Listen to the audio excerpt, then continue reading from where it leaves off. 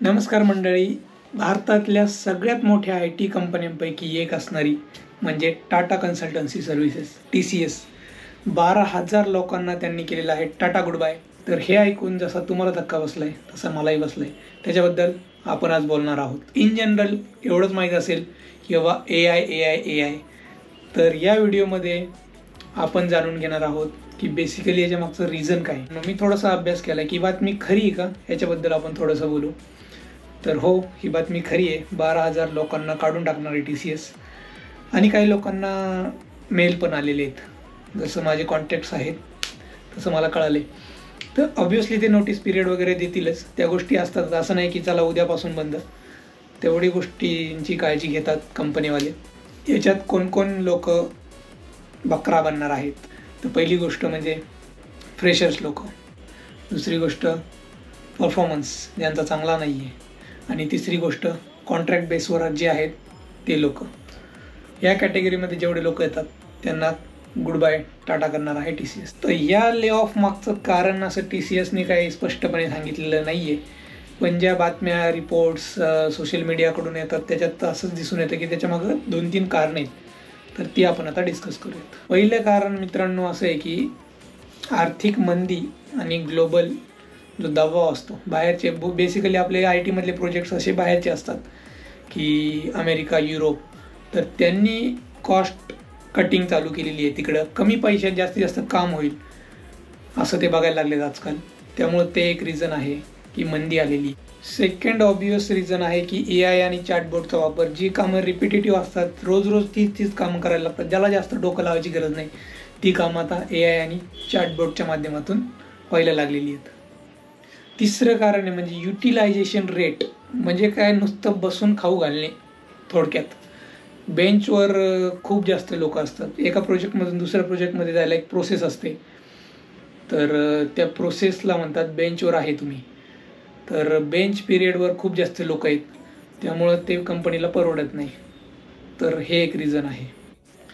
अजून एक रिझन आहे मित्रांनो, चौथं, की जे जुने लोक आहेत ते नवीन टेक्नॉलॉजी थोडं ग्रास्प अडॅप्ट करायला थोडंसं अवॉइड करतात. मग ते सुद्धा या केसमध्ये हटवले जाणार आहेत. नवीन टेक्नॉलॉजी आली की आपला माइंडसेट असतो वेगळा, आपण एका कम्फर्ट झोनमध्ये असतो, आपला इंटरेस्ट वेगळा असतो. तर नवीन टेक्नॉलॉजी आपण शिकत नाहीत.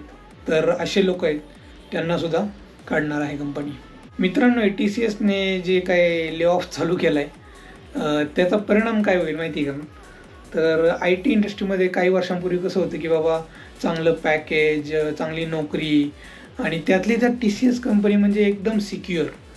तर TCSनेच हा निर्णय घेतला आहे. मग बाकीच्या कंपन्या मग घेणारच ऑब्व्हियस आहे. तर ही गोष्ट आहे की इनसिक्युरिटी वाढणार IT मध्ये. अजून एक परिणाम असा मला वाटतोय की फ्रेशर लोकांना कमी संधी आहे सध्याच्या मार्केट ट्रेंडनुसार. की बाबा लोकांना असे एक्सपिरियन्स लोक पाहिजे आणि त्यांचं काम असं क्विक झालं पाहिजे. त्यांना असं वेळ नाही आहे त्या कंपन्यांकडे की बाबा फ्रेशरला हायर करा, त्याला शिकवा, मग त्याला ट्रेन करा, मग तो काम करेल. असा परिणाम याचा होईल असं वाटतंय मला. अजून एक म्हणजे काय होतं माहिती का मित्रांनो, प्रत्येक 6 महिन्याला नवीन टेक्नॉलॉजी येते. AI, chatbot, ChatGPT. प्रत्येक 6 महिन्याला सतत आपल्याला काही ना काही नवीन शिकायला पाहिजे. मार्केटमध्ये एवढी कॉम्पिटिशन वाढली ना की आपल्याला बसून चालणारच नाही. असं क्विक पटापट सर्टिफिकेशन ट्रेनिंग हे करायला लागणार आहे आपल्याला. आता हे तर होणारच आहे.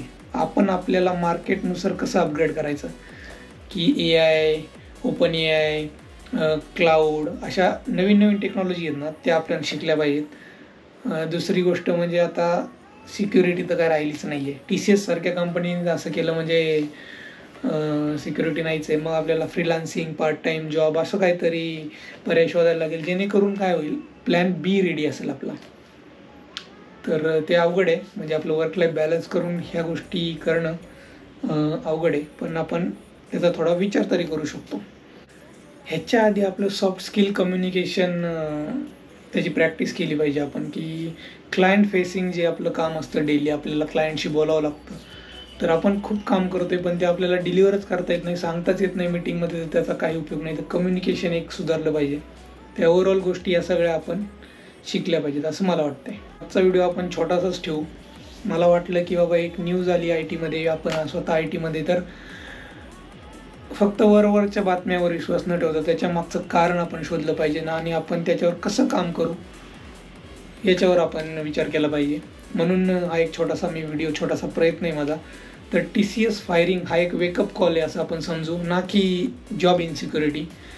वेकअप कॉल आहे, उठून नवीन स्किल शिका असं मला वाटते. मी पण करणार आहे. कम्फर्ट झोन सोडून आपलं काहीतरी नवीन करायचं. तर तुमच्याबरोबर मी पण आहे. तुम्हाला काय वाटतं, याच्याबद्दल काय वाटतं खाली कॉमेंट्समध्ये सांगा की बाबा हे TCSनं केलेलं बरोबर आहे का चुकीचं आहे. तुमचं जे ओपिनियन आहे, तुमचं जे मत आहे ते कॉमेंट्समध्ये सांगा. आणि घेऊन येऊया असाच एक नवीन व्हिडिओ IT रिलेटेड किंवा काही काय म्हणतो आपण करंट अफेअर्स. जे मला वाटलं व्हिडिओ बनवावं तो मी बनवतो. तर भेटूया पुढच्या व्हिडिओमध्ये. आणि हा व्हिडिओ कसा वाटला कॉमेंट्स करून सांगा. आणि मित्रांनो, आपले डेली ब्लॉग पण असतात.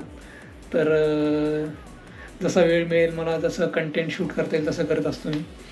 तर करा मग सबस्क्राईब जाता जाता आपल्या भावाला. Good bye.